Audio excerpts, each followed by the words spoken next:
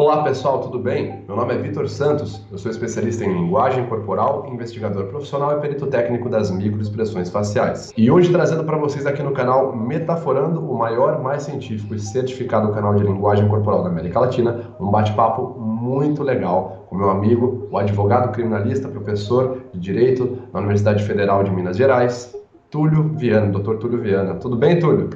Prazer enorme, Vitor. Obrigado aí pelo convite. Eu te agradeço. Conheço o seu trabalho e assisto seus vídeos. Sou muito interessado aí de entender melhor sobre esse tema que você trabalha. Muito bacana.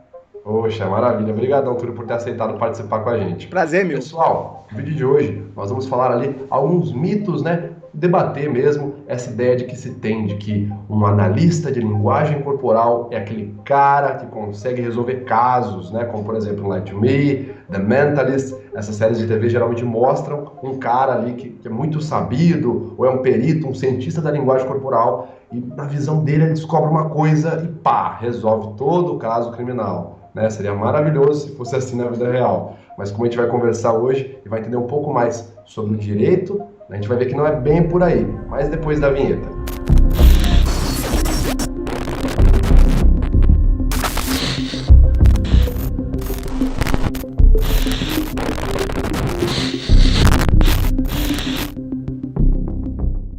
Provavelmente você já deve ter ouvido falar na série Lie to Me.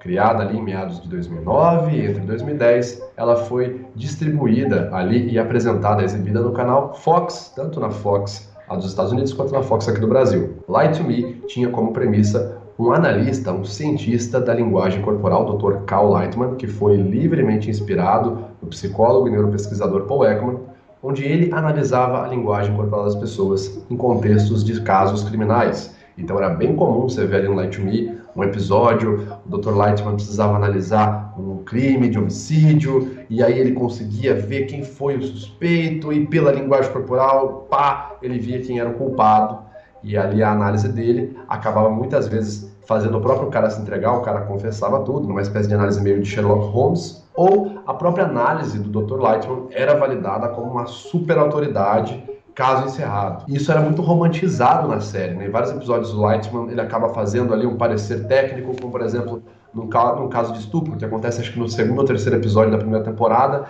Tem um caso onde uma garota ela é estuprada, aliás, ela alega ter sido estuprada pelo capitão do pelotão dela, depois ela volta atrás e diz que não foi estuprada, e fica aquela coisa assim, mas será que é verdade? Será que ela estava tentando incriminar? Por meio de uma análise, o Lightman descobre ali então que de fato ela está falando a verdade, e quando ela diz que não foi estuprada, quando ela volta atrás, de fato ela estava mentindo, e aí aquilo lá serve como um propulsor, acabam pegando o cara confessa tudo, o Lightman deixa o cara nervoso, ele acaba confessando tudo. Isso acontece também naquela famosa série, bem na mesma pegada de Lie to Me, The Mentalist, onde o protagonista, Patrick Jamie, ele acaba fazendo várias análises parecidas, né? Ele é um mentalista, um profissional do ilusionismo, então ele entende muito de hipnose, linguagem corporal, leitura fria, e também trabalha em vários casos do FBI. Bom, a gente falou, vocês sabem que eu sou perito facial, já trabalhei fazendo laudos periciais em casos jurídicos, e agora estamos aqui com uma autoridade na área, para poder falar de vez sobre esse assunto. Garanto que vocês vão se impressionar. Não é tão romantizado assim na vida real. Túlio, primeiramente, obrigado por estar aqui, mais uma vez agradecendo sua participação com a gente. Eu queria entender, de forma resumida, como que é compreendido juridicamente o processo de solução de um crime? Bom, vamos lá. No Brasil, na verdade, quando a gente fala da investigação criminal no Brasil, é bom que se deixe claro que é muito diferente dos Estados Unidos. Não só em parte de perícia, em tudo de uma forma geral, porque a gente tem muito menos recursos, tem muito menos dinheiro que os americanos, né? E a própria ideia, o júri nosso é muito mais limitado do que é nos Estados Unidos, tem uma série de diferenças. Então, para que você tenha uma ideia, a maioria dos crimes no Brasil que são punidos efetivamente, eles começam com um flagrante. Então, já se tem ali claramente quem foi a pessoa que praticou o crime. Na verdade, ali você vai analisar se houve uma legítima defesa, alguma excludente. Mas o flagrante é a nossa grande prova, digamos assim. Os poucos casos que não são flagrantes também não são tão sofisticados, não tem uma perícia tão sofisticada, né? Muitos crimes que não têm o flagrante acabam ficando impunes, simplesmente porque não há a investigação. Só para você ter ideia, muitas vezes a Polícia Civil não tem dinheiro nem sequer para comprar a tinta para você tirar ali a impressão digital, ou recursos muito simples. Então Caramba. é muito difícil, realmente, a nossa realidade é muito diferente, né? Então, uma investigação mais complexa vai acontecer quando é um crime de grande repercussão na imprensa, ou quando você tem uma vítima de excelente condição socioeconômica, que pode pagar por isso. Aí nós vamos ter uma investigação um pouco mais apurada. Mas o dia a dia da nossa investigação criminal é muito, mas muito distante aí da investigação que a gente vê nos filmes americanos. Não tem nada próximo daquilo aqui, não. Legal, Túlio. É bem interessante, né, pessoal? A gente vê aqueles episódios da Tumi. Muitas vezes, Túlio, eu tô em algum curso, palestra, o pessoal pergunta assim: Vitor, como que é? A polícia te chama? Eu falo: que mano, a polícia te chama o quê, cara? Na cabeça do pessoal tem essa ideia de que eu vou lá, eu entro na delegacia, tem uma salinha com o cara me esperando, eu tô com um terno. Nada próximo disso, galera. É bom deixar claro, eu sempre falo isso em curso, não acontece nada nem perto disso comigo. Certo? No Brasil a realidade é bem, extremamente diferente disso. Ô Túlio, tem alguns dados aqui que eu trouxe para a gente conversar, até assim, tem 2 estudos bem interessantes que eles servem como suporte para várias argumentações na linguagem corporal, trazendo ali para análise da detecção de mentiras, que eu creio que seja o que é mais, na minha opinião, acho que está mais associado a algum uso em algum caso criminal, seria a análise da detecção de mentiras, análise científica não verbal. E tem alguns estudos, por exemplo, tem um estudo do Albert Vrij, em colaboração com os outros cientistas da Universidade da Pensilvânia, que chama Detecting Deceit via Non-Verbal Behavior. E em paralelo a esse estudo, tem um outro estudo muito similar, feito pelo Cliff Leslie, que chama Crocodile Tears, an Argument for Multi-Channel Analysis. Basicamente, nesses 2 estudos, nessas 2 pesquisas, eles entendem que quando é feita uma análise para detectar mentira, e essa análise segue um protocolo de ações, validado cientificamente, como, por exemplo, o protocolo SCANS. Tem outros, você tem o NVBAN, o CBCA, o SVA, o SCAN da Sapir, mas enfim, quando você usa um protocolo científico que vise a análise multicanais, ou seja, mais de um canal, não só face, não só gesto, não só análise de estresse vocal, mas uma implementação de todos esses canais juntos, você pode atingir uma precisão na detecção de mentiras acima de 80%. Em entrevista, o Ekman uma vez disse que chega a assertividade mais alta que ele teve ali com uma precisão em torno de 90%, no caso que ele trabalhou. Levando isso em conta, essa alta precisão na detecção de mentiras, você acha que mesmo assim um laudo técnico ou não, enfim, você acha ou não acha que um laudo técnico gerado a partir de uma análise de linguagem corporal, com essas bases que eu falei, né, por mais embasada cientificamente, por mais qualificado o perito selecionado para essa tarefa, você acha que isso pode ser suficiente para concluir um caso criminal? Bom, vamos lá. E essa questão é muito interessante mesmo, e uma coisa que a gente tem que esclarecer logo de cara. No direito brasileiro não existe uma prova tarifada, no sentido de que uma prova vale mais, outra prova vale menos. Na verdade, o direito aceita todo e qualquer tipo de prova, das mais esdrúxulas possíveis, pelo menos ao meu ver, né, já se aceitou carta psicografada para nós termos aí uma absolvição. Né? Eu entendo que é um absurdo, mas se aceitou. Né? E por outro lado, muitas vezes um exame de DNA, que é uma prova cientificamente extremamente forte, nem sempre ela vai ser suficiente para comprovar um crime, porque alguém pode ter colocado material genético daquela pessoa que ele queria condenar, alguma coisa ali no local da cena do crime. Então, não existe, eu acho que isso tem que ser muito claro para todo mundo, não existe uma prova absoluta. Não existe prova 100% absoluta. O sujeito confessou o crime, falou, fui eu que matei. Ele pode estar mentindo. Alguém pode ter pagado para ele para aceitar o crime no nome dele, porque alguém pode ter ameaçado ele de morte, alguém da família dele de morte para ele confessar. Então, nenhuma prova é absoluta. E, por outro lado, também não existe nenhuma prova suficientemente absurda que não seja eventualmente aceita por algum juiz. Vide a carta psicografada. Né? Então, o que a gente tem que pensar é o seguinte.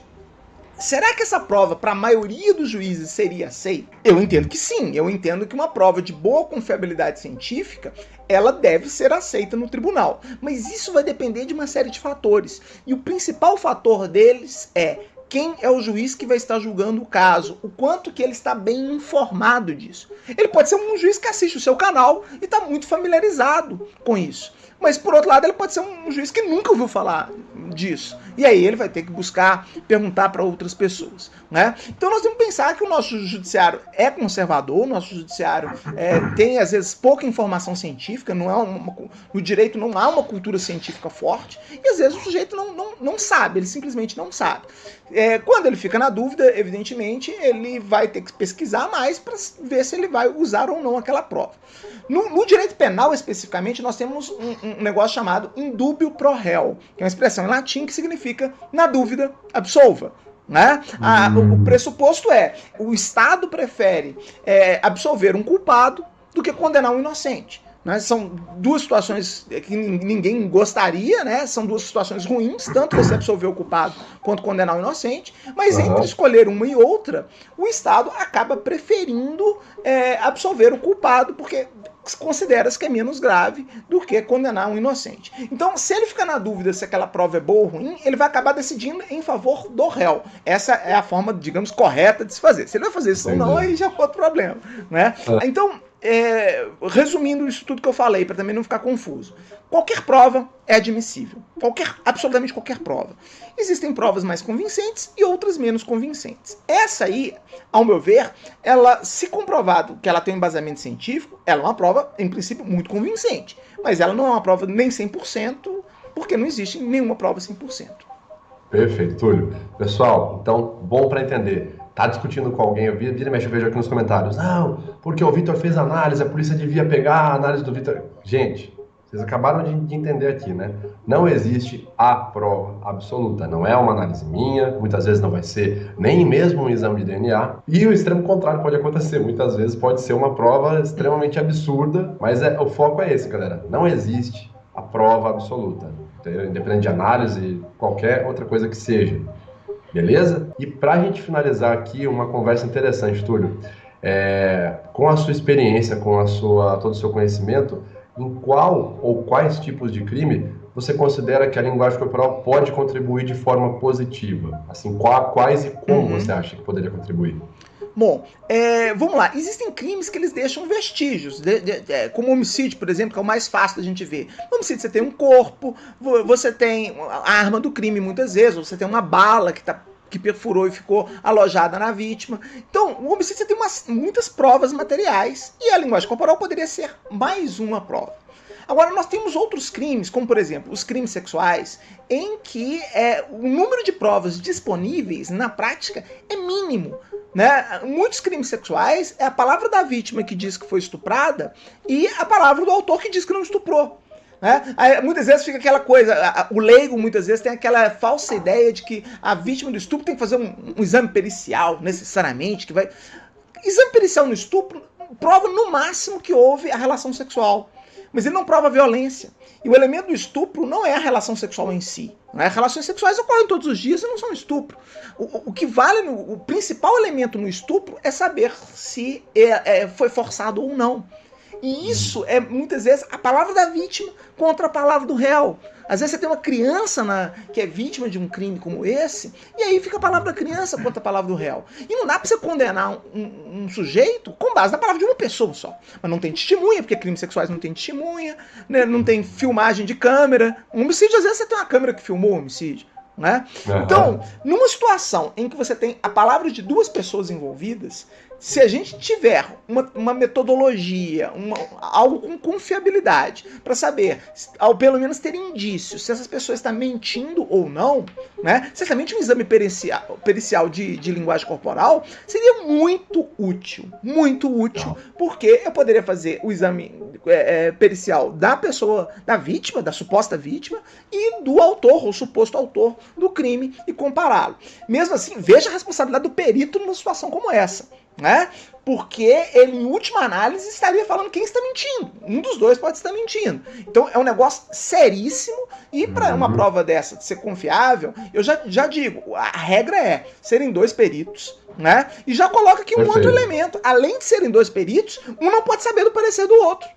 Perfeito. Pelo menos no primeiro momento, para que um não que gere um viés de confirmação no colega. Né? Então é algo de extrema responsabilidade né, quem estuda esse tema, você sabe muito bem disso, você faz sempre com muita responsabilidade seus vídeos, mas a gente tem que ter cuidado, porque às vezes o sujeito tá em casa achando que é moleza, você perita um negócio desse, assiste um negocinho aqui, e não é um negócio de extrema responsabilidade, porque pode levar a uma condenação de estupro, nós sabemos, não é moleza. Né? Então, nos crimes sexuais, na violência doméstica, muitas vezes, na Lei Maria da Penha, né? Nesses crimes em que eu não tenho uma prova, um cadáver, vamos dizer assim, para fazer uma necrópsia, ou que eu tenha um exame pericial ali, digamos assim, mais objetivo, certamente é algo muito útil, e eu espero ver em breve começar a ser usado aí pelo direito brasileiro.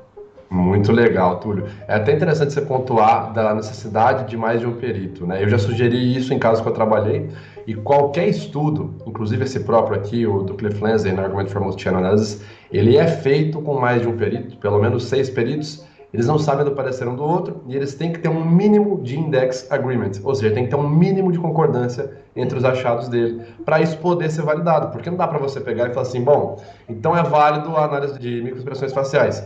Mas, por exemplo, você tem 6 peritos. Vamos dizer assim, dos casos que ele analisou, ele teve um resultado prático efetivo de 100% de precisão. O outro teve 60%, o outro teve 20%. Então não tem como você falar que tem uma concordância ali. Poderia, por exemplo, aquele teve sorte, o outro não, enfim. Então é bem interessante. E uma outra coisa que eu acho que vale acrescentar também é que cabe ao perito demonstrar a metodologia dele. Cabe ao perito não simplesmente falar se ele está mentindo ou não, mas dizer quais elementos que ele está levando em conta para concluir que é mentira ou que é verdade. Como você faz isso nos vídeos sempre muito bem, né? Mas isso tem que ser algo que tem que ser necessariamente feito num laudo pericial devidamente, né, comprovado e assinado, para a gente ver se o que está coincidindo não é simplesmente a opinião de um perito com a do outro, mas se eles estão partindo dos mesmos elementos, porque senão fica uma coisa meio quase que sorte, né?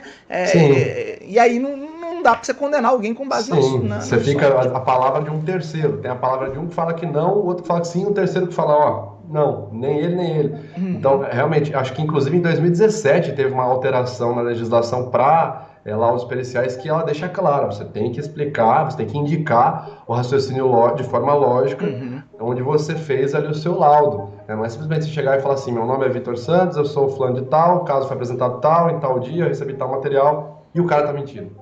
Não posso chegar e fazer isso, entendeu? Aliás, eu até posso, mas esse laudo não vai ter praticamente validade nenhuma se eu fizer isso. Né? E uma coisa importante também para falar é que o juiz não fica preso ao laudo pericial. Tá? Mesmo que nós tenhamos os 2 peritos falando que, sei lá, que ele está mentindo, o juiz pode condenar, porque a palavra final é a palavra do juiz. Isso a gente vê nos casos de DNA, que eu já falei aqui, muitas vezes o juiz decide contra um exame de DNA. É algo controverso, é algo que choca às vezes, mas o sistema brasileiro, quem decide, quem julga é o juiz. O perito, ele dá um parecer, né? Ele é um ajudante do juiz, mas a palavra final do julgamento, a responsabilidade é do juiz. Já aconteceu eu trabalhar, acho que meu primeiro caso, o advogado que me contratou falou, olha, muito bom seu material, muito bem embasado, mas laudo nenhum resolve caso nenhum. Então, pode esperar que isso aqui vai ser só uma peça de uma coisa muito maior, não fique esperando o resultado, não fique... Ó, é muito bom você se esforçou, mas isso aqui é praticamente nada, é só uma ajudazinha que você está dando aqui no caso. Sem dúvida. E eu ainda posso, como advogado de defesa, vou imaginar que tenham 2 peritos que tenham dado um laudo contra o meu cliente. Eu posso falar, não, peraí, eu quero que esse laudo seja analisado por um perito da minha confiança. Aí eu vou lá, contrato meu amigo Vitor Santos, que faz um laudo independente, e se o laudo independente for contrário, aí tudo que eu vou ter que fazer é juntar aquele laudo e falar, olha, peraí, a metodologia que ele usou não está correta. Aí cabe ao perito, veja, é um mercado de trabalho até interessante, porque muitas vezes o perito acha que ele tem que trabalhar necessariamente para o juiz, mas muitas vezes ele trabalha justamente contestando o laudo do perito oficial e mostrando que ele tem inconsistência. Isso é assim em laudos de engenharia, né, em laudo de medicina legal mesmo. Tem laudo de tudo que, né, quanto é tipo de perícia. Porque muitas vezes os laudos oficiais, vamos dizer assim, o laudo do servidor público não é um laudo tão preciso, às vezes é um volume de trabalho grande e fica um negócio não tão bom. E aí justamente cabe ao advogado demonstrar que aquela perícia não foi tão bem feita assim e não serve para condenar ninguém. Perfeito, Túlio. Bom, eu creio que a gente matou aqui esse assunto, eu acho que deu para falar bastante. Agora vocês já sabem que Light 1 é só série mesmo, não é nada reaproveitável na vida real. Vocês não vão me ver entrando numa delegacia, dando uma carteirada assim, Vitor Santos, analista do Estado. Não vai acontecer isso. E, bom, gente, piadas à parte, espero que vocês tenham gostado desse bate-papo. Eu achei super esclarecedor. Já aproveito para agradecer mais uma vez, Túlio, pela participação. Foi muito massa mesmo. Eu que agradeço, é um maior prazer. Maior prazer, conte comigo. E vamos gravar mais coisa futuramente, trazer mais conhecimento para esse pessoal. Certamente. Valeu, Túlio. Valeu, obrigado. Obrigado, pessoal. Você que gostou, já não esquece de se inscrever. Já se inscreve aqui no canal, caso não seja inscrito. Clique em gostei e compartilhe esse vídeo para poder chegar a mais pessoas com conhecimento mais técnico e científico da linguagem corporal. A gente se vê no próximo vídeo. Valeu!